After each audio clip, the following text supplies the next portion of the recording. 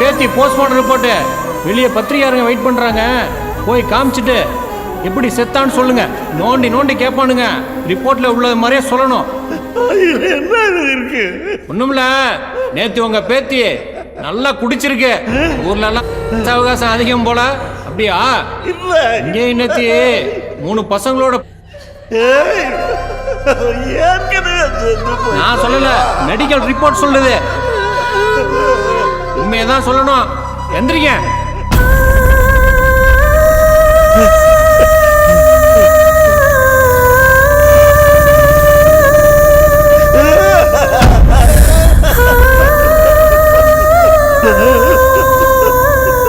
என்ன பெரியவரே, என்னாச்சு பவித்ராவுக்கு? அவ 7ஆம் கிளாஸ் படிக்கும்போது ஸ்கூல்ல ராட்னத்து மேல ஏறி ஆடி அங்கிருந்து கீழே விழுந்து பலமா அடிபட்டுடுச்சு. 1 வருஷம் படுத்த படுக்கையா இருந்தா. ராட்னத்தை பக்கமே போக மாட்டா. ஆனா நேத்து எல்லாத்தையும் மறந்துட்டு புள்ள மறுபடியும் ராட்னத்துல ஏறி ஆடி அங்கிருந்து கீழே விழுந்து அடிபட்டு செத்து போயிட்டா. எங்க முடிவை அவன் எழுதி வச்சான். நாங்க என்ன சொல்லணும்னு அவன் முடிவு பண்ணோம்.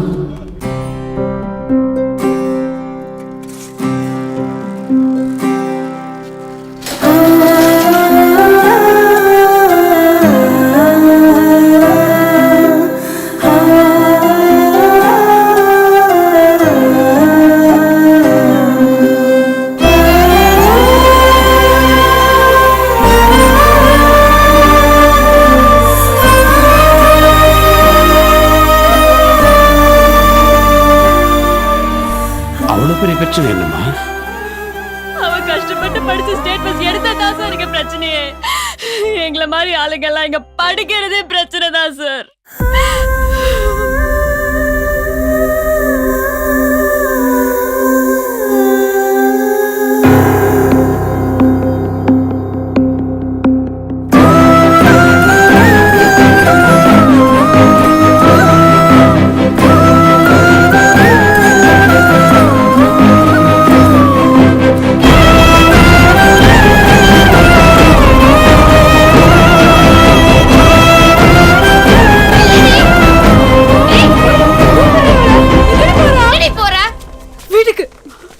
எதுக்கு? ஊருக்கு போறேன். எந்த ஊருக்கு? சென்னைக்கு. ஏன்? நம்ம தானே அவளை சென்னை கூட்டு போனோம். இப்போ புரியலடி, எப்படி வாழ வேண்டியவன் இப்படி பண்ணிட்டானுங்களே. என்ன நடந்துச்சு, எதுக்கு நடந்துச்சு, எவன் இப்படி பண்ணா எல்லாம் நமக்கு தெரியும். ஆனா நம்ம பாட்டுக்கு வீட்டுல உட்காந்து அழுதுட்டு இருக்கோம். ஒரு மீடியா வரல, பிரஸ் வரல. பவித்ராக்காக நீங்க என்ன பண்ண போறீங்க? ஏய், உயிரை கொடுப்போண்டி. உயிர் வேணாம், மயிறு படம் படம் படம்ல கொடுப்பீங்க.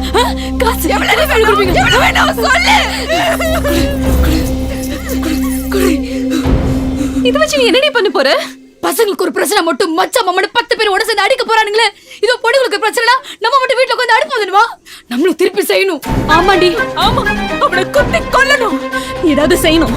பொம்பளைங்க நாய்க்குட்டியில கூட சலைச்சவங்கன்னு பவித்ரா சொன்ன மாதிரி ஏதாவது செய்யணும். அப்படியே நீ நிக்கிறீங்க? வாங்கடி போலாம், வாங்கடி.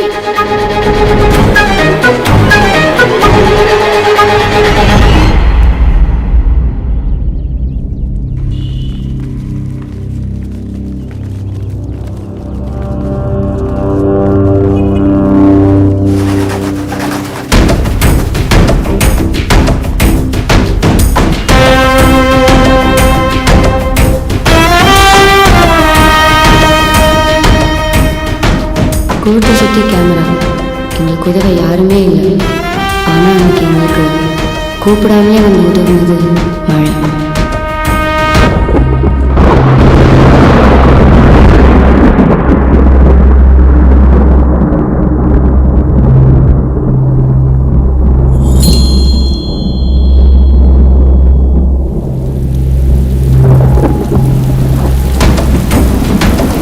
எப்பவுமே கேஸ் முடிஞ்சு வரும்போது எத்தனை பத்திரிகை எவ்வளோ கேள்வி கேட்டாலும் பதில் சொல்லாமல் போகிறது தான் அசோக் மித்ராவில் நடக்கும்.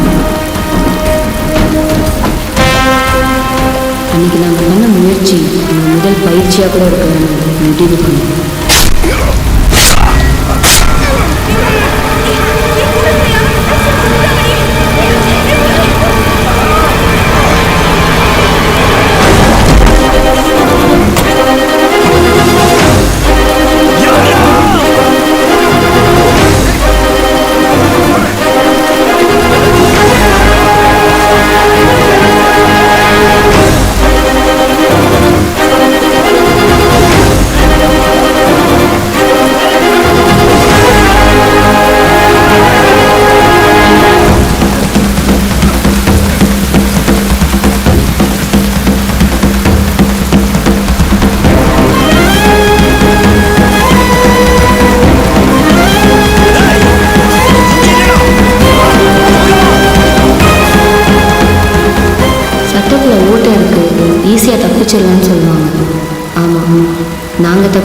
கோர்ட்டில் சின்னதாக ஒரு இடம் இருந்தது.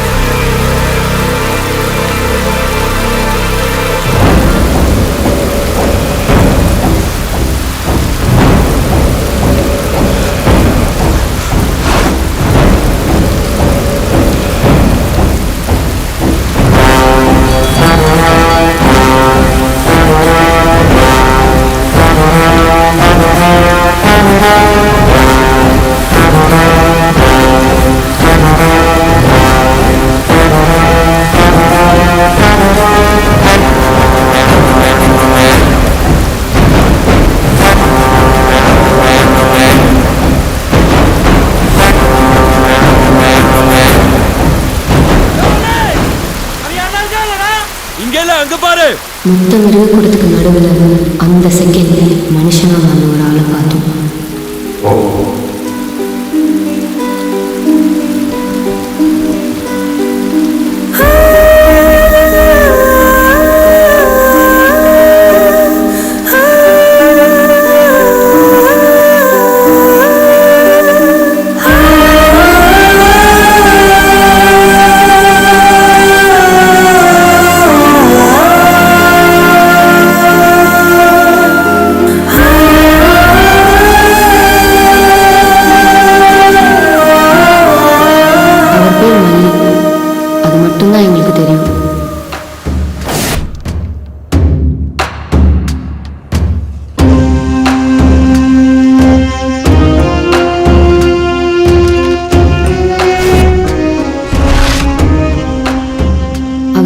காட்டி கொடுக்கல.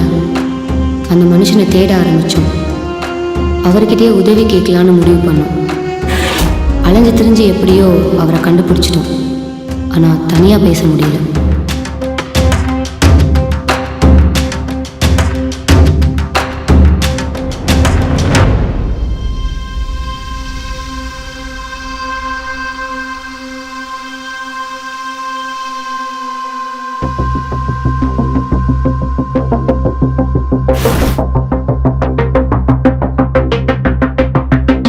எங்கெங்கேயோ சுற்றி அவர் ஃபோன் நம்பரை கண்டுபிடிச்சோம். நாங்கள்லாம் யாருன்னு அவர்கிட்ட சொன்னோம்.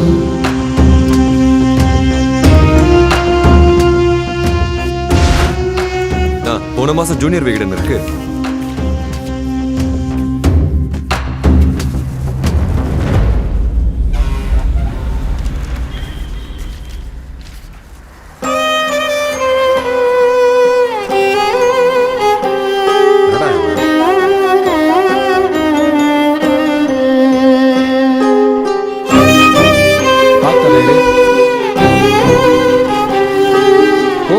அப்புறம் இவன் டபுளாவே இருக்காண்டா. ஆமாடா, எங்களை எல்லாரையுமே தனியாக மீட் பண்ணி பேசுகிறேன்னு சொன்னார்.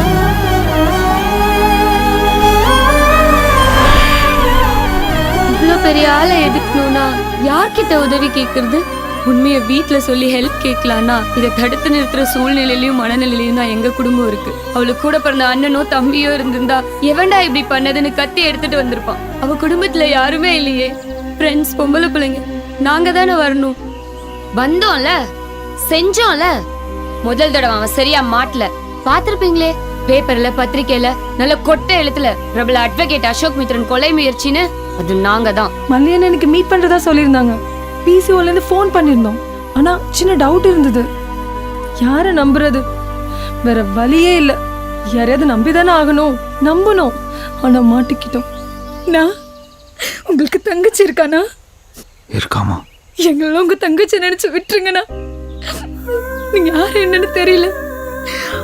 அவங்க கிட்ட வந்து காப்பாத்திட்டு நீங்க என்ன பண்ண போறீங்கன்னு தெரியல. இங்க யார நம்புறது?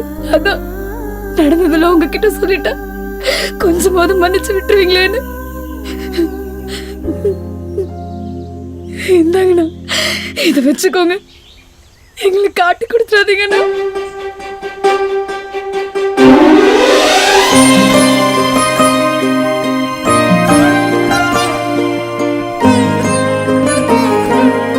மாயவரத்துலேருந்து மணிமாறன் ஒரு அண்ணன் நான் போடுற முதல் வக்கீல்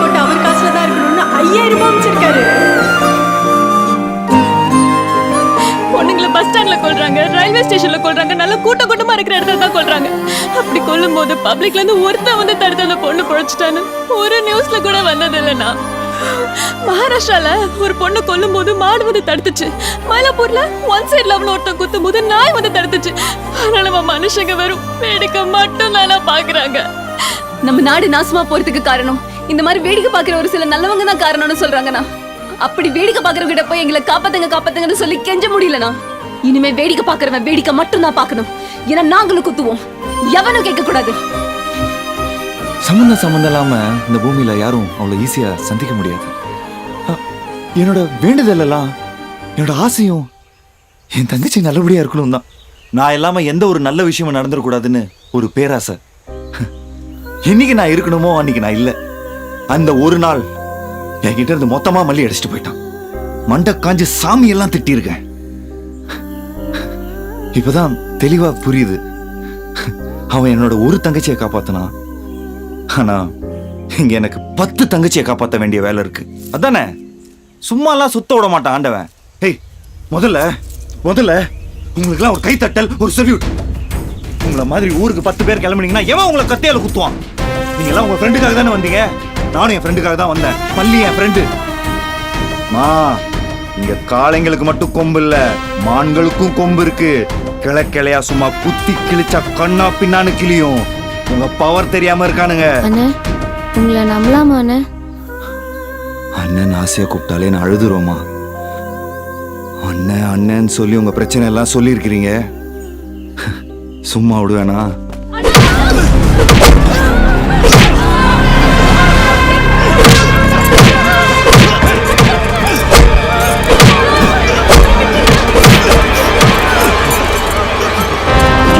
தைரியம் இருந்தா போலீஸ்காரன் சொல்லி ஏமாத்துவேன். அதுவும் ஏன் வாக்கி வச்சுட்டு இழுத்துட்டு வாங்க. வாழ்க்கையில நீ உன் எதிரிக்கிட்ட கூட நீ தோத்து போலாம். ஆனா ஒரு செகண்ட் கூட உன்கிட்ட நீ தோத்து போக கூடாது. உன்னோட செல்ஃப் கான்பிடன்ஸ் என்னைக்குமே விட்டுறாத. லட்சக்கணக்கான விந்துக்களை தோக்கடிச்சிட்டு அங்க ஜெயிச்சு உருவானவன் நீ. உன் வாழ்க்கை வெட்டிதான் ஆரம்பம். அடுத்தவனை நம்பாத. உன்னால மட்டும் தான் உன்னை காப்பாற்ற முடியும். யோசிக்காத. யோசனை ஒரு சகுனி, அது 2 பதில் சொல்லும். உனக்கு தோன்றதை செய். அது தப்பானாலும் சரி, அதுவே சரியாயிடும். யோசிக்காத பாடே.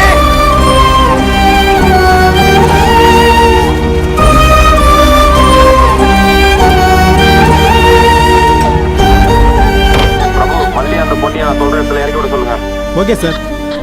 சார், நான் சொல்றது கொஞ்சம் கேளுங்க சார்.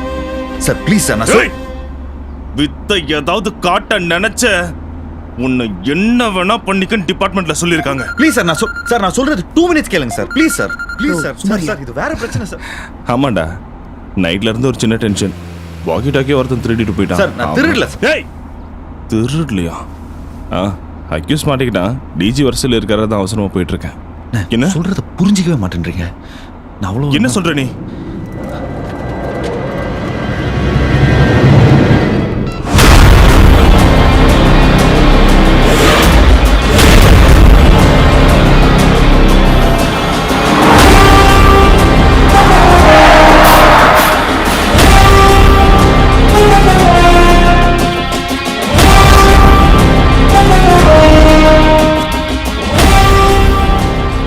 தமிழ்நாடு நம்ம சாவை பார்க்க காத்திருக்கு. எவனுக்கும் செய்ய தைரியம் இல்ல. குத்துனது இதுங்க தான் வெளியே கூட சொல்ல முடியாது.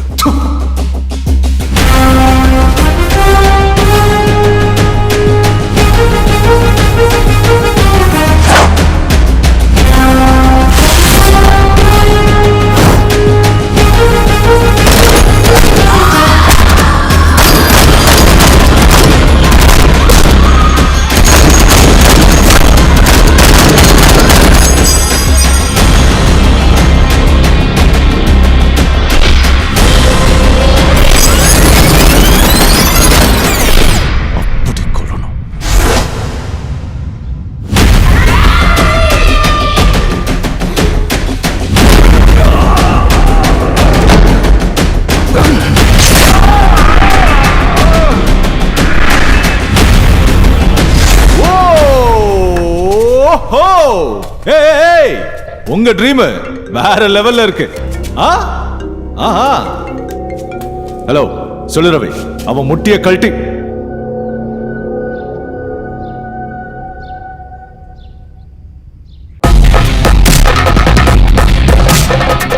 உதவிங்கிறது முதுகு பின்னாடி இருக்கிற மச்சம் மாதிரி ரொம்ப அதிர்ஷ்டம்னு சொல்லுவாங்க. அதை பார்க்க முடியாது. நம்ம செஞ்சுக்கிட்டே இருந்தா அதுவே ஒரு நாள் பெருசாக நமக்கே திரும்ப வந்து சேரும்.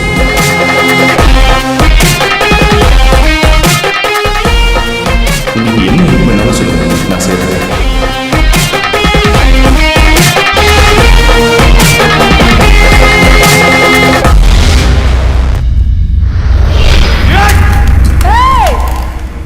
போன நீ உடைக்கல, எங்க அண்ணன் உடைக்க வச்சான்.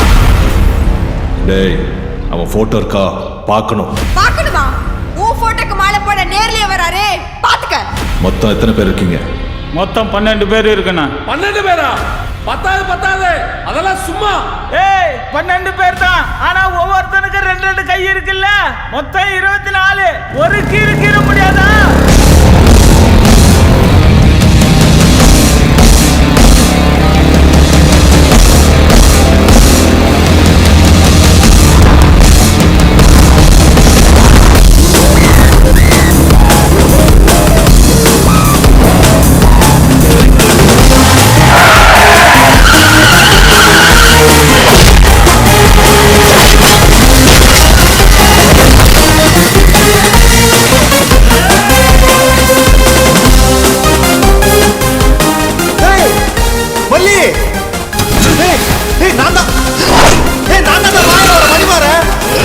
என்ன வந்து கொல்றேன்னு சொன்னியே.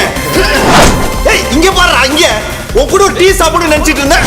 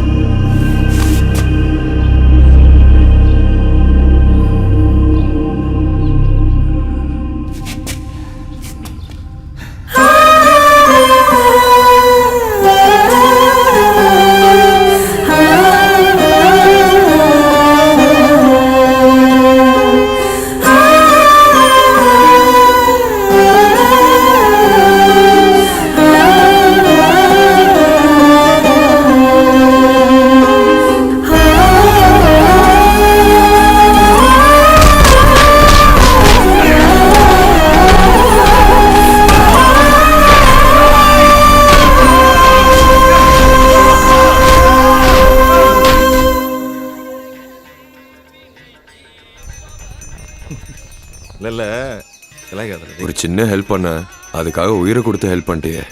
பாடுறா அவனை. ஃப்ரெண்டுன்னா ஃபேஸ்புக்ல லைக் கொடுக்குற ஃப்ரெண்டுன்னு நினைச்சியா?